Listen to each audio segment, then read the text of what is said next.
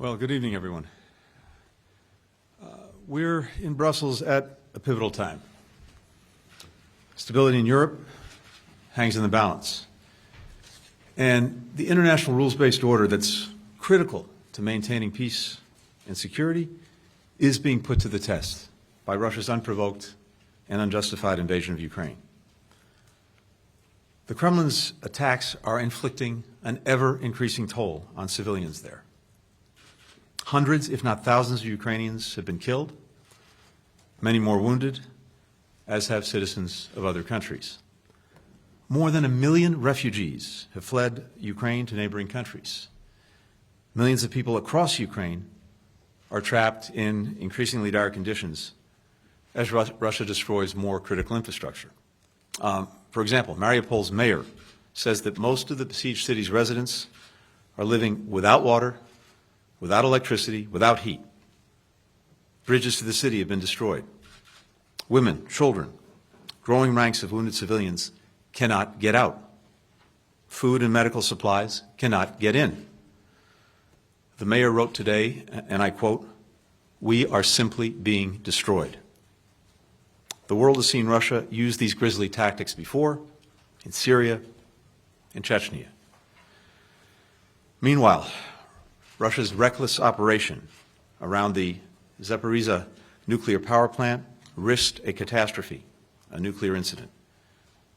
The Kremlin should immediately cease all attacks around Ukrainian nuclear facilities and allow civilian personnel to do their work to ensure the facility's safety and security, as both the IAEA Director General and a resolution adopted yesterday by the agency's Board of Governors have called on Russia to do. The Ukrainian people and government continue to show remarkable courage in defending their country, defending their freedom, defending one another. We said that if President Putin invaded Ukraine, we would increase our support for Ukraine's ability to defend itself while imposing swift and severe costs on the Kremlin. That's exactly what the United States and our allies and partners are doing. That was the focus of our ministerial meetings today with NATO allies, with the G7, with the European Union, as well as in my discussions with NATO Secretary General, with the EU Commission President von der Leyen, with the EU Council President Michel. We want our alliances to be strong enough to meet any threat.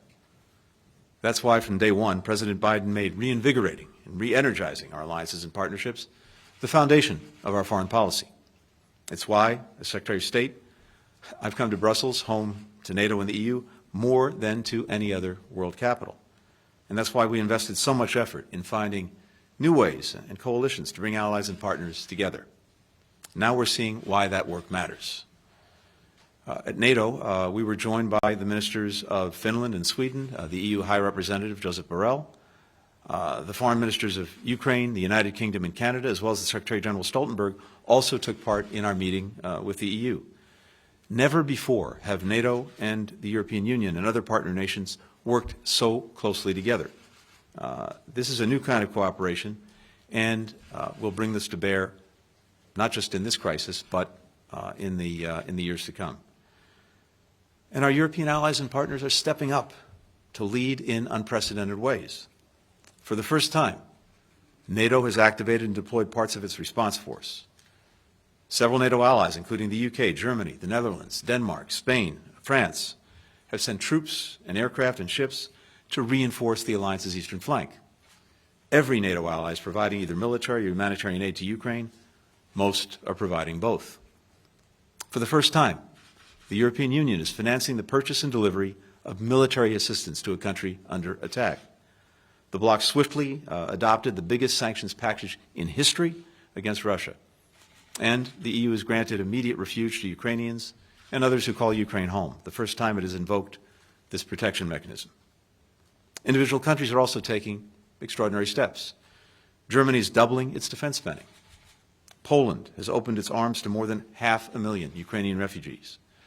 Switzerland set aside its tradition of neutrality to adopt the European Union's sanctions on Russia. The list goes on. These and other efforts by our European allies to deepen their own capabilities and cooperation do not undermine the transatlantic security alliance, they deepen our collective might.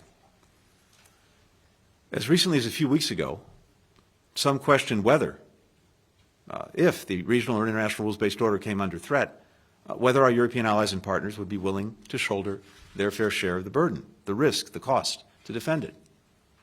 In the last 9 days, European countries have demonstrated they are more than ready to stand up and stand together. And the United States is standing with Europe, pursuing complementary actions and policies in close coordination with our allies and partners. To give just a few examples, we've deployed an additional 7,000 troops to Europe and repositioned our forces already on the continent to strengthen NATO's eastern flank. We continue to tighten our severe economic sanctions on Russia. Last night, as I think you know, we extended temporary protective status to tens of thousands of Ukrainians living in the United States. And the President has requested an additional $10 billion from Congress to deliver more humanitarian, security, and economic assistance in Ukraine and the surrounding region over the coming days and weeks. Yesterday, President Putin said his so-called special military operation is proceeding exactly as planned. Well, it's hard to imagine that his plan included inspiring the Ukrainian people to defend their country with such tenacity, strengthening the resolve and solidarity of NATO and the EU, uniting the world in opposition to Moscow, including 141 countries at the United Nations, an unprecedented number of international businesses, associations, cultural institutions that have cut ties with Russia, causing the Russian economy to go into free fall, motivating tens of thousands of Russians to protest and countless more to leave the country, and increasingly turning Russia into a pariah state. If that was President Putin's plan, well, you can say it's working. Russia has never been so isolated. We have never been more united. But let me reiterate one thing, because it's very important. We take these actions not because we oppose the Russian people. We do not. We regret that tens of millions of Russians will suffer because of the dangerous decisions made by a tiny circle of corrupt leaders and their cronies who have consistently put their interests above those of the Russian people, who are doing everything they can to hide their war of choice from the Russian public. Today's discussion with NATO, the EU, the G7 affirmed that we're fully aligned on our goals and our determination to meet them. We'll deepen our support for Ukraine's brave defenders and for the Ukrainian civilians suffering as a result of the deepening humanitarian crisis. We'll continue to raise the cost for President Putin and all who carry out and enable his war of choice and the devastation that it's causing. We'll continue to strengthen our capacity to defend our collective security and deter further escalation by Russia, including by upholding our Article 5 commitment that an attack on one is an attack on all. NATO's a defensive alliance. We've never sought and will not seek conflict with Russia. But as President Biden has said, we will defend every inch of NATO territory. No one should doubt America's readiness or our resolve. At the same time, we'll keep open the door to dialogue and diplomacy, while making clear to the Kremlin that unless it changes course, it will continue down the road of increasing isolation and economic pain. And will support Ukraine in its talks with Russia to reach a ceasefire and the unconditional withdrawal of Russian forces, something that Foreign Minister Kuleba and I have been discussing on a daily basis. In the meantime, we are working urgently with the government of Ukraine, the ICRC, and others to create humanitarian corridors that will allow civilians to get out of Ukraine's besieged cities and to allow food, medicine, and other vital supplies to get in. Russia's attack created this humanitarian crisis. Now, all countries have a responsibility to pressure the Kremlin to alleviate at least some of the misery that it has wrought. Of all the consequences of Moscow's unprovoked attack, one of the most unexpected is the spark it has lit in people around the world who've come out to demonstrate for freedom, for the rights of Ukrainians. That includes valiant individuals in places where protesting the Kremlin's war means risking arrest, beatings, or worse, as thousands of Russians and Belarusians have done. For years, we've seen the dangerous tide rolling back democracy and human rights and undercutting the rules-based order, fueled in no small part by Moscow. With this brutal invasion, we, our European allies and partners, and people everywhere are being reminded of just how much is at stake. Now, we see the tide of democracy rising to the moment. With that, I'm happy to take some questions. Paul Hanley, AFP.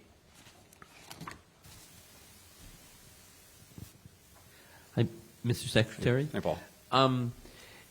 the West has put unprecedented sanctions on Russia, very punishing, yet it doesn't seem to have slowed the Russian military's advance on Ukraine. Today, NATO seemed to forswear absolutely putting in a no-fly zone that might protect the Ukrainians. Given that, nothing seems to have slowed this invasion. What can you tell the Ukrainian people who only see things getting worse, seeing a disaster, seeing more suffering, and are pleading for more help from the West? And I have a little follow-up. I could ask it now or in a moment. No, go ahead, please. The West, NATO, has been involved in this in terms of supplying a lot of arms, which you've mentioned, to Ukraine. Can't it supply more effective arms, larger weapons, jets have been talked about? NATO is engaged in this. Can't it do more for Ukraine? Thank you. Let me take the second part first. We're in constant contact with Ukraine, with government officials and leaders on their needs, and in constant contact and coordination with allies and partners on providing for those needs when it comes to security assistance. We've already been engaged in a remarkable effort, just speaking for the United States, with the various drawdowns that President Biden has done. We've provided over the past year and change more than $1 billion in security assistance to Ukraine. The most recent drawdown that was issued by the President of $350 million, we have already sent into Ukraine about $250 million worth of that drawdown. So this is happening every single day, and you're seeing the means that Ukraine needs to defend itself get into the hands of Ukrainians who are doing that. Having said that, one of the things that we talked about at length today in our various meetings at NATO and the EU was what more we can do and how to do it effectively. I would add that I think, as you know, Foreign Minister Kuleba actually came into our meetings by video. We heard from him directly some of the additional things that Ukraine is looking for. We're working on all of that every single day. We're also a week and change into this horrific war wrought by Russia. We've had already a dramatic impact far beyond, I think, what anyone would have expected on Russia and its economy. The ruble is trading at its weakest levels ever. It's worth less than a penny. Russian authorities are expecting exporters to sell at least 80% of the foreign currency that they have to prop up what is a rapidly weakening currency. The stock market's been closed for days due to a fear of capital flight once it opens. This is the longest stretch of emergency closure since Russia defaulted back in the 1990s. The CBR has more than doubled their key interest rate. It's the central bank to 20%, the highest in almost 20 years. Capital controls, et cetera. We're seeing, I have a list 5 pages long of all the businesses that have left Russia. But the impact is there, it's powerful, it's real, and it is building. So let's see how Russia responds to that as this really takes hold and takes a grip. Second, as we've been demonstrating by not only what we've been saying, but what we've been doing, the support for Ukraine is real, profound, extensive. The security assistance that we just talked about, that continues to go in. The humanitarian support that we continue to build in response to the humanitarian horror that Russia has wrought, as well as economic assistance. Unfortunately, this is not like flipping a light switch. It takes time, and when you have, in the case of Russia and President Putin's Russia, a country that is prepared to go to excessive means to achieve its results, it is a real challenge. But not only are we at it every day, I think what the Ukrainian people can see is virtually the entire world united in support of them, in support of their cause of independence, territorial integrity, freedom, demonstrated by the meetings we had today, demonstrated by the 141 countries that came together at the United Nations to make that clear. So there is a huge tide of support for Ukraine. There is a huge weight bearing down on Russia. Let's see what the impact is. Maeve McMahon, Euronews. Hi there. Thank you so much for the floor. Maeve McMahon, Euronews. So we heard this morning at NATO that the situation will get worse before it gets better. So tell us, what do you know that we don't? And is the no to the no-fly zone set in stone completely, or would you consider it if this conflict does become a massacre? And just to follow up, was it naive of you and, of course, the Europeans to trust in Putin to opt for diplomacy?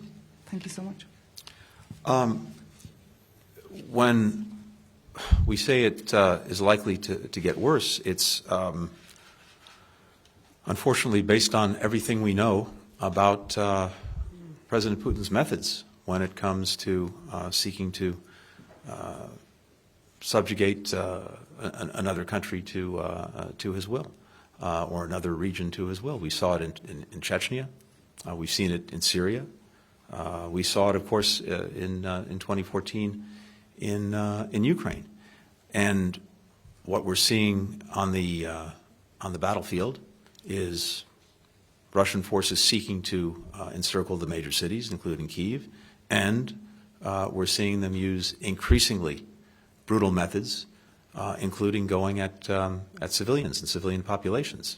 So I think the terrible expectation is that the suffering we've already seen is likely to get worse before it gets better for as long as Russia pursues these methods. So that is unfortunately more likely than not, although we are doing everything we can to try to move us to a different track. With regard to the no-fly zone, I think you heard NATO Secretary General Stoltenberg speak to this earlier today. One of the responsibilities we have, even as we are doing everything we can to give the Ukrainian people the means to defend themselves effectively against Russia, we also have a responsibility, as the Secretary General said, to ensure that the war doesn't spill over even beyond Ukraine. And again, because I think he put it so well, as he noted, the only way to actually implement something like a no-fly zone is to send NATO planes into Ukrainian airspace and to shoot down Russian planes, and that could lead to a full-fledged war in Europe. President Biden has been clear that we are not going to get into a war with Russia, but we are going to tremendous lengths with allies and partners to provide Ukrainians with the means to effectively defend themselves. And of course, we're seeing every single day their extraordinary heroism, as well as very real results in what they're doing to achieve that. And I'm sorry, I missed the last part of your question.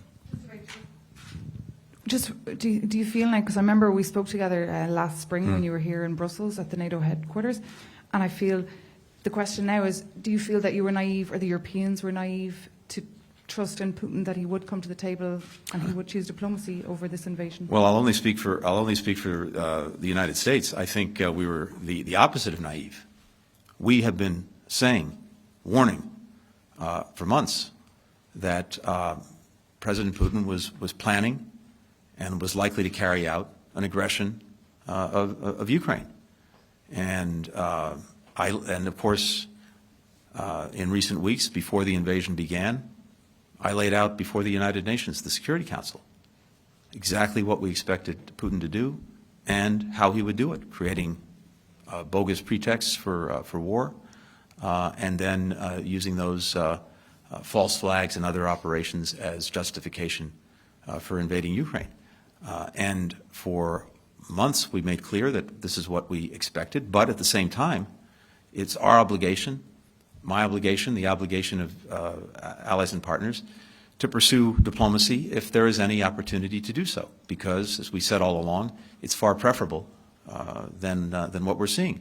And again, as we said all along, there are two paths that Russia can take. One is diplomacy and dialogue. The other is aggression against Ukraine. And we said we would be prepared either way, and we are. Nomi Iqbal, BBC.